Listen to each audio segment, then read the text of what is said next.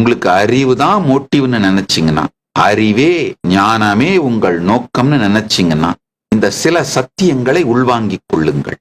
Translate பண்ண உட்காரும் பொழுதுதான் தெளிவா தெரியுதுங்க. அதாவது இந்த இன்னொரு ரகசியத்தை சொல்றேன், புரிஞ்சுக்கோங்க.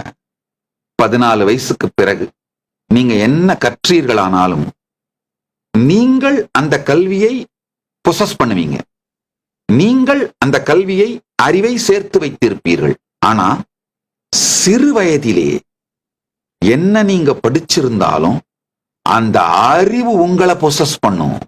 நீங்கள் அந்த அறிவை பொசஸ் பண்ண மாட்டீங்க, அந்த அறிவு உங்களை பொசஸ் பண்ணும்.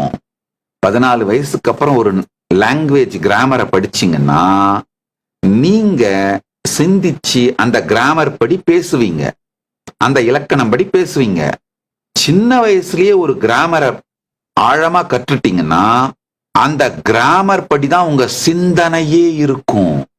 அந்த இலக்கணம் உங்கள் சிந்தனையை விழுங்கிவிட்டு இருக்கும். அந்த இலக்கணத்தின் படிதான் உங்கள் சிந்தனையே இருக்கும்.